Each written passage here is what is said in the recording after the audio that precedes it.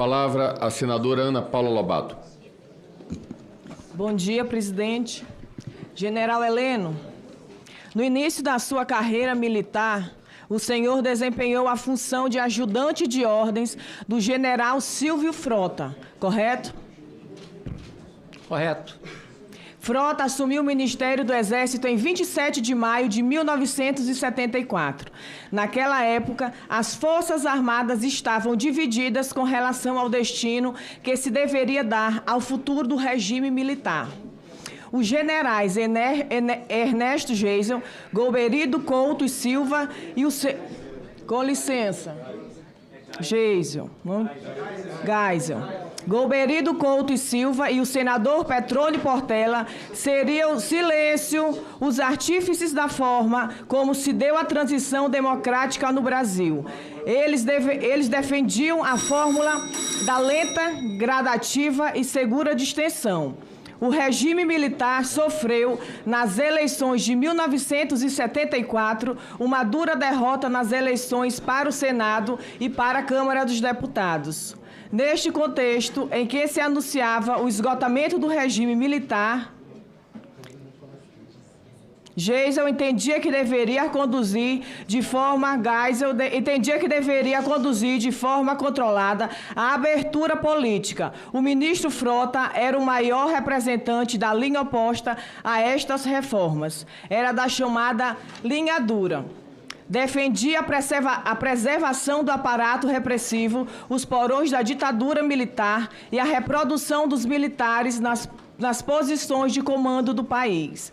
Os choques entre Geisel e Frota logo apareceram, resultando na demissão de Frota por Geisel, em 1977, o que precipitaria o afastamento de vários militares da linha dura de posições de comando.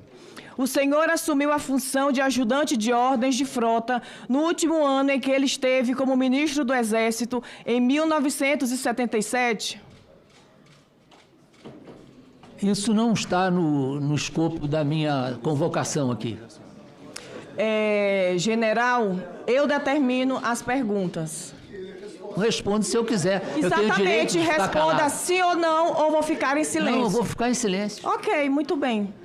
Entre os auxiliares de Frota estava Carlos Alberto Ustra, que tivera participação direta na tentativa de resistência de Frota.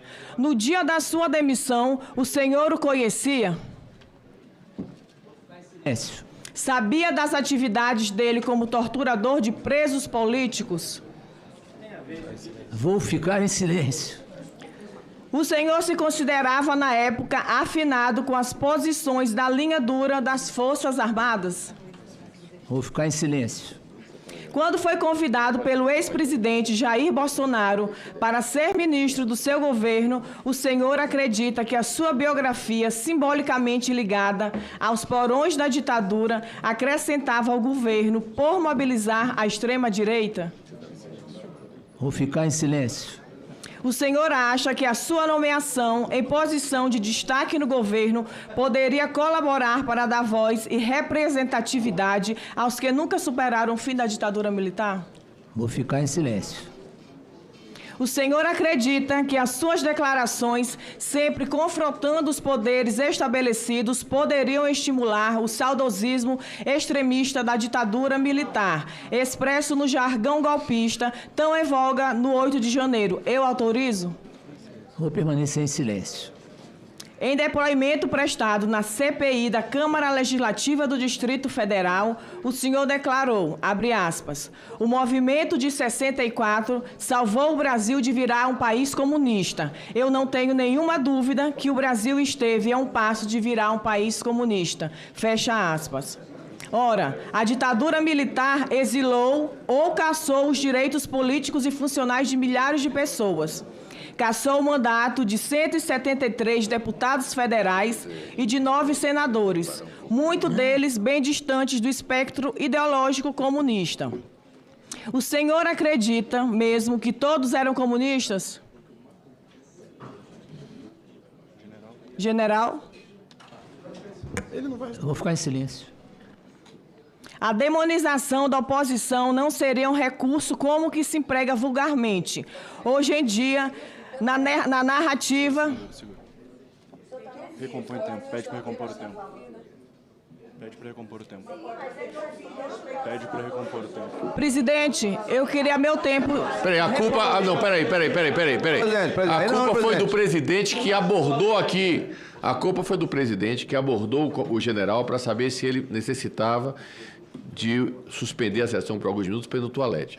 Fui eu que abordei, portanto, eu peço desculpas à senhora senadora. Por favor, continue. Obrigada, presidente.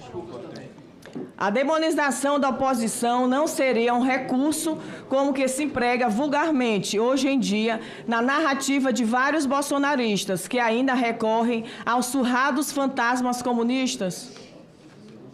Faz silêncio. Em agosto de 2021, o senhor sustentou em entrevista ao programa Direto ao Ponto da Rádio Jovem Pan haver previsão constitucional para a intervenção militar.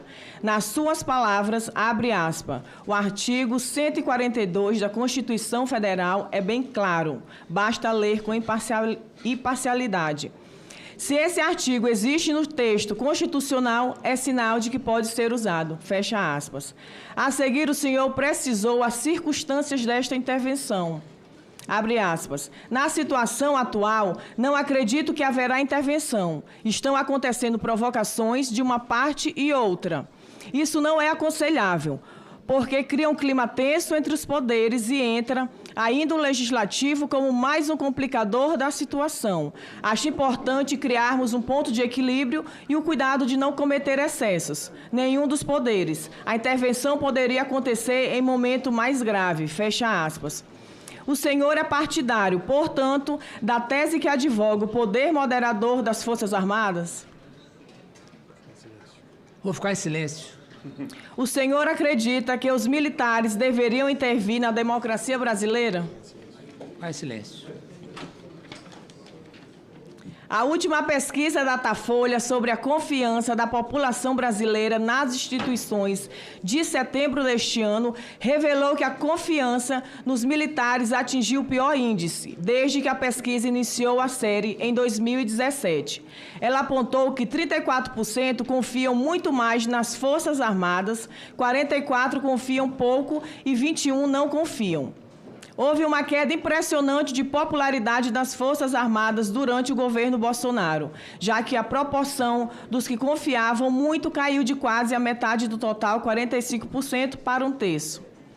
Outro resultado da pesquisa demonstrou que 61% dos brasileiros acreditam que militares se envolveram em irregularidades durante a gestão Bolsonaro. O senhor acha que a resistência popular a Bolsonaro e a associação, ainda que simbólica, do governo dele com as Forças Armadas possa ter provocado este desgaste de imagem? Vou ficar em silêncio. Muito bem, general Heleno. Obrigada, presidente. Obrigado, senadora Ana Paula Lobato.